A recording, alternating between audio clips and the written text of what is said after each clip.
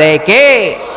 আমাদের মাথার উপরে কি বিশাল আকাশ, এক আকাশের চেয়ে আরেক আকাশ বড়, তার উপরে কোরআনের বাড়ি লৌহে মাহফুজ, সিদরাতুল মুনতাহা, ফেরেশতাদের কিবলা বাইতুল মামুর, তার উপরে আল্লাহর আরশ, তার উপরে আল্লাহর কুরসি। ওই কুরসির উপর থেকে ৭০,০০০ নূরের পর্দা, সেখান থেকে আল্লাহ আমাদের উপর রহমত নাজিল করেন। এত উপর থেকে সপ্ত জমিনের নিচেও কোন পিপিলিকা যদি নীরবে নিঃশব্দে হেঁটে যায়, আল্লাহ ওই পিঁপড়ার পায়ের আওয়াজটাও শুনতে পায়। সুবহানাল্লাহ বাড়িতে যে বললেন, আরো জোরে পড়েন সুবহানাল্লাহ। আসেন, আমি আমার খুতবার শুরুতে সূরা মুলকের প্রথম আয়াত তেলাওয়াত করেছি। আসুন আজকের এই চমৎকার রজনীতে, এই মুবারক রজনীতে, এই বরকতময় সন্ধ্যায়, রাতে আমরা সূরাতুল মুলকের আলোকে কথা শুনি। আওয়াজ করে পড়েন ইনশাআল্লাহ। সূরাতুল মুলক আল কোরআন আল কারীমের ২৯তম পারায় অবস্থিত সর্বপ্রথম সূরা, ২৯ পারার প্রথম সূরা। সূরাটি মাক্কি সূরা। এই সূরায় রুকু রয়েছে ২টি, আয়াত আছে ৩০টি। অনেক বরকতময় সূরা। বিশ্বনবী বলেন, ইন্না হাযিহি সূরা মানিআতুন মিন আযাবিল কবর। এই সূরাটা যে তেলাওয়াত করবে, আল্লাহ তাআলা তাকে কবরের আযাব থেকে বাঁচায় দিবে। সুবহানাল্লাহ। আসতে বলেন। কোন সূরা তেলাওয়াত করলে? সূরা মুলক। সবাই বলেন কোন সূরা? তো সূরাতুল মুলক এমন সূরা যেটা আপনাকে কবরের আযাব থেকে বাঁচাবে। বিশ্বনবী বললেন, মানিআতুন মিন আযাবিল কবর। এই সূরা যে তেলাওয়াত করবে তার কোনো কবরের আযাব হবে না। পড়েন সুবহানাল্লাহ। আমাদের কবরে যাওয়া লাগবে কি লাগবে না? কোনো সন্দেহ আছে? তা চলে গেল, বাবা চলে গেল, চাচা চলে গেল, ফুফা চলে গেল, আপনি মনে হয় যাবেন না। যাবেন? তার জোরে বলা যায় না আপনি যাবেন না? আপনি যাবেন। আপনার ছেলে মেয়েগুলো যাবে।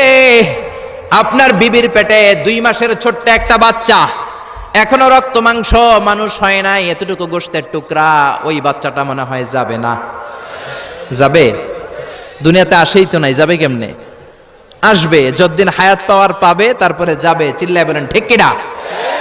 কিন্তু আমাদের লাইফস্টাইল দেখলে মনে হয় আমরা মরবো না, ১০০০ বছর বাঁচার জন্য আমরা এসেছি।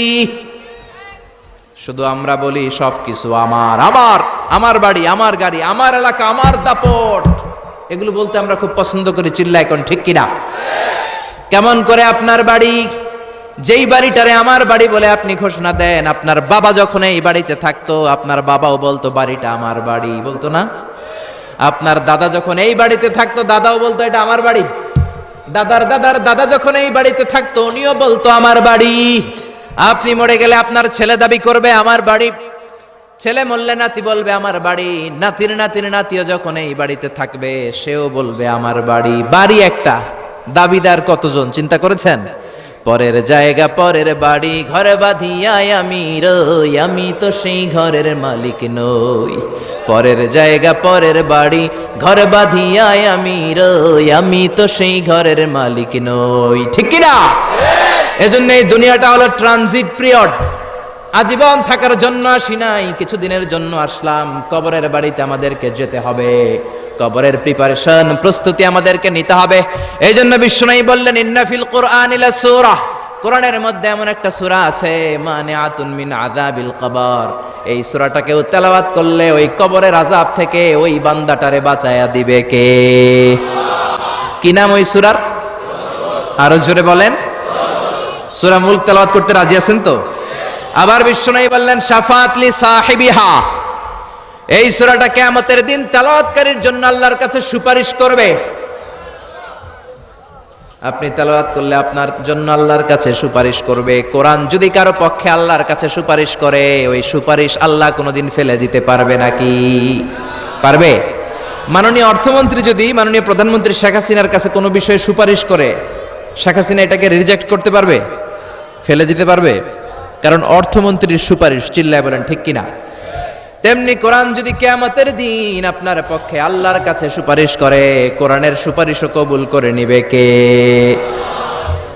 আবার বিশ্বনবী বললেন, খাসামাত আন সাহিবিহা, এই সূরাটা কিয়ামতের দিন তেলাওয়াতকারীর পক্ষ নিয়ে আল্লাহর সাথে ডিবেট করবে, ঝগড়া করবে, তর্ক করবে। আল্লাহর সাথে ডিবেট, আল্লাহর সাথে ঝগড়া, সাহস বেশি না কম? জোরে বলেন। আল্লাহর সাথে ঝগড়া করবে, তর্ক করবে। কতক্ষণ? হাত্তা আদখালাহুল্লাহুল জান্নাহ, যতক্ষণ না আল্লাহ তাআলা এই সূরার তেলাওয়াতকারীকে জান্নাতে ঢুকিয়ে না দেয়, ততক্ষণ এই সূরা আল্লাহর সাথে তর্ক করতেই থাকবে। চিল্লায় সবাই পড়েন আল্লাহু আকবার। এজন্য বিশ্বনবী বলতেন, মান ক্বারা বিহা ফি লাইলাতিন ফাকাদ আকসারা ওয়া আতাবা, রাত্রি বেলা এই সূরাটা যে তেলাওয়াত করবে তার আমলনামাটা সওয়াব দিয়ে পরিপূর্ণ করে দিবে কে? এখন দিন নাকি রাত? জোরে বলেন। এখন সূরাতুল মুলকের তাফসীর শুনলে প্রত্যেকের আমলনামাটারে সওয়াব দিয়ে পূর্ণ করে দিবে কে? এজন্য বিশ্বনবী বলতেন, আমি চাই আমার প্রতিটা উম্মতের হৃদয়ে এই সূরাটা গাঁথা থাক। আমি চাই আমার প্রতিটা উম্মতের সিনার ভিতরে সূরাতুল মুলকটা মুখস্থ থাক। আমি চাই আমার প্রতিটা উম্মতের কলিজার ভিতরে এই সূরাটা হিফজ করা থাক। পড়েন সুবহানাল্লাহ। এজন্য বিশ্বনবীর উম্মত হিসেবে এই সূরাতুল মুলক আমাদের মুখস্থ থাকার দরকার আছে না নাই? জোরে বলেন। সূরা মুলক মুখস্থ করতে রাজি আছেন? যে কয়েকজন ইনশাআল্লাহ বলছেন শুধু তারা করবেন, বাকিরা করবেন না। সূরাতুল মুলক মুখস্থ করতে রাজি আছেন সবাই? এই সূরার মাত্র 30টা আয়াত। কয়টা? এক মাসে কয়দিন? আপনাদের এই আড়াইবাড়ি এলাকায় কয়দিন? এদিকে 30 দিন। তাহলে প্রতিদিন যদি একটা করে আয়াত মুখস্থ করেন, পুরা সূরাটা মুখস্থ করতে লাগবে কয়দিন? জোরে বলেন না। তাহলে আগামী এক মাসে আমরা এই সূরাতুল মুলক মুখস্থ করে ফেলবো। রাজি আছেন? রাজি আছেন সবাই? আল্লাহ তুমি কবুল করো। এখন পড়া শোনাবেন কার কাছে? এটা আপনাদের হোমওয়ার্ক, বাড়ির কাজ, হোম টাস্ক, আল ওয়াজিব আল মানজিলি। এক মাস পরে তো আমি থাকবো না, আমি তো ওয়াজ করে চম্পট। তো পড়া শোনাবেন এলাকার ইমাম সাহেবদের কাছে, খতিব সাহেবদের কাছে, হাফেজ সাহেবদের কাছে। বলবেন আজহারি ভাই এসেছিল, এসে সূরাতুল মুলক আমাদেরকে পড়া দিয়ে গেছে। মুখস্থ করতে রাজি আছেন সবাই? সবাই রাজি? This surah is an eye opener for you.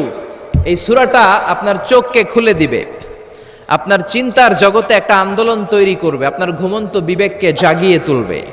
সুবহানাল্লাহ পড়েন। নাস্তিকদের জন্য এই সূরার ভেতরে আল্লাহ তাআলা কিছু ডোজ দিয়ে দিয়েছে, কিছু মেডিসিন। এজন্য এই সূরার আলোকে আমরা জানার চেষ্টা করব কি কি মেডিসিন আল্লাহ নাস্তিকদের জন্য দিলেন। আমরা আল্লাহকে বিশ্বাস করি তাই আমরা আস্তিক, আর যারা বিশ্বাস করে না তারা কি? বাংলার জমিনে এরকম কিছু নাস্তিক আছে না নাই?